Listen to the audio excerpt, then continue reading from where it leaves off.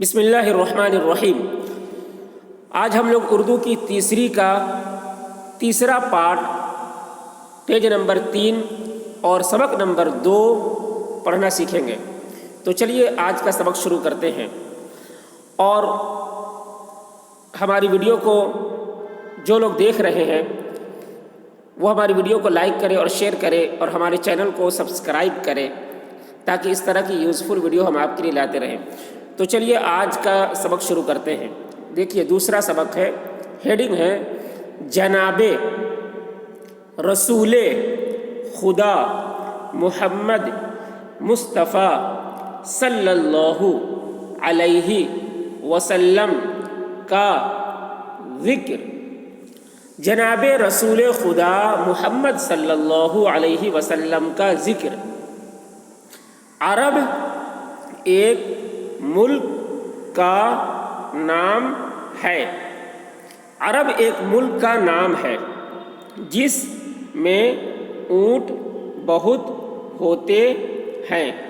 جس میں اونٹ بہت ہوتے ہیں وہ یہاں سے بہت دور مغرب کی طرف ہے۔ وہ یہاں سے بہت دور مغرب کی طرف ہے۔ اس میں مکہ ایک مشہور شہر ہے۔ اس میں مکہ ایک مشہور شہر ہے جس کے درمیان خانہ کعبہ ہے۔ جس کے درمیان خانہ کعبہ ہے۔ یہ وہ پاک گھر ہے۔ یہ وہ پاک گھر ہے جسے حضرت ابراہیم علیہ السلام اور ان کے بیٹے حضرت اسماعیل علیہ السلام نے خدائے تعالی کے حکم سے اس کی عبادت کے واسطے بنایا تھا۔ یہ وہ پاک گھر ہے جسے حضرت ابراہیم علیہ السلام اور ان کے بیٹے حضرت اسماعیل علیہ السلام نے خدائے تعالی کے حکم سے اس کی عبادت کے واسطے بنایا تھا، اور اب ہم اسی کی طرف منہ کر کے نماز پڑھتے ہیں۔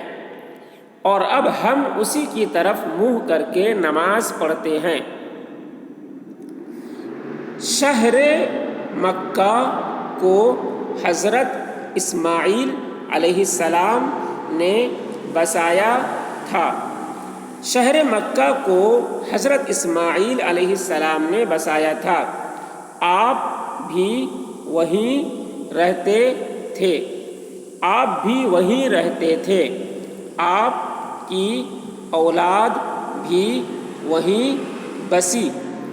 آپ کی اولاد بھی وہیں بسی اور آپ کے مذہب پر چلتی رہی۔ اور آپ کے مذہب پر چلتی رہی، مگر آخر کار ان میں بے دینی پھیل گئی۔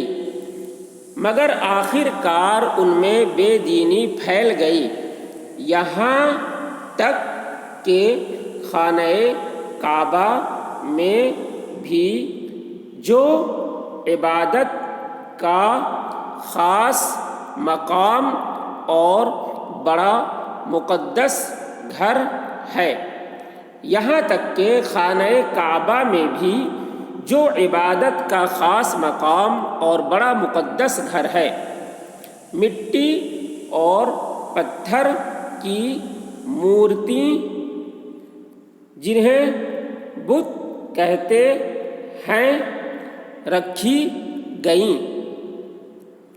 مٹی اور پتھر کی مورتی جنہیں بت کہتے ہیں رکھی گئیں، اور ان کی پوجا ہونے لگی۔ اور ان کی پوجا ہونے لگی۔ اس وقت نہ صرف مکے میں بتوں کی پوجا ہوتی تھی، اس وقت نہ صرف مکے میں بتوں کی پوجا ہوتی تھی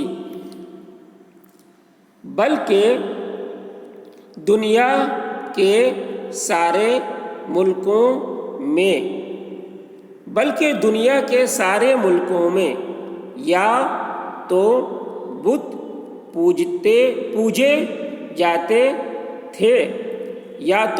پوجے جاتے تھے یا ایسے عقیدے پھیل گئے تھے جن میں خدائے تعالی کے ساتھ اوروں کو بھی شریک سمجھا جاتا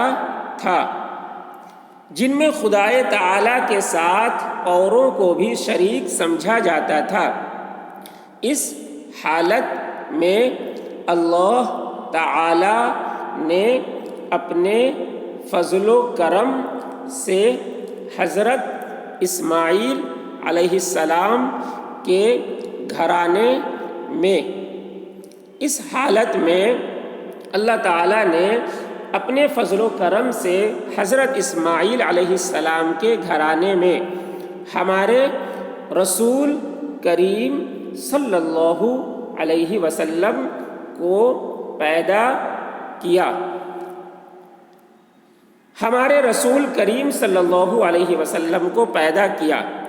جن کی پاک تعلیم کی بدولت دنیا کے ایک بڑے حصے سے بت پرستی کا نام و نشان تقریباً بالکل مٹ گیا جن کی پاک تعلیم کی بدولت دنیا کے ایک بڑے حصے سے بت پرستی کا نام و نشان تقریباً بالکل مٹ گیا اور صرف خدائے واحد ہی کی پرستش ہونے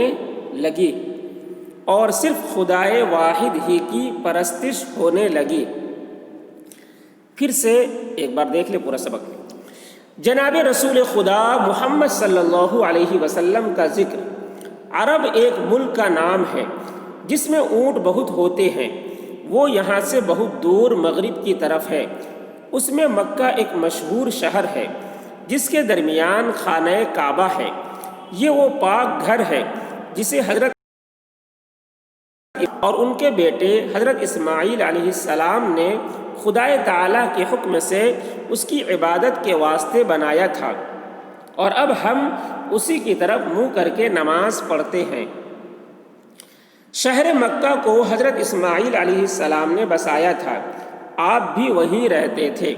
آپ کی اولاد بھی وہیں بسی اور آپ کے مذہب پر چلتی رہی، مگر آخر کار ان میں بے دینی پھیل گئی، یہاں تک کہ خانہ کعبہ میں بھی، جو عبادت کا خاص مقام اور بڑا مقدس گھر ہے، مٹی اور پتھر کی مورتی جنہیں بت کہتے ہیں رکھی گئیں اور ان کی پوجا ہونے لگی. اس وقت نہ صرف مکہ میں بتوں کی پوجا ہوتی تھی بلکہ دنیا کے سارے ملکوں میں یا تو بت پوجے جاتے تھے یا ایسے عقیدے پھیل گئے تھے جن میں خدائے تعالیٰ کے ساتھ اوروں کو بھی شریک سمجھا جاتا تھا. اس حالت میں اللہ تعالیٰ نے اپنے فضل و کرم سے حضرت اسماعیل علیہ السلام کے گھرانے میں ہمارے رسول کریم صلی اللہ علیہ وسلم کو پیدا کیا، جن کی پاک تعلیم کی بدولت دنیا کی ایک بڑے حصے سے بت پرستی کا نام و نشان تقریباً بالکل مٹ گیا اور صرف خدائے واحد ہی کی پرستش ہونے لگی.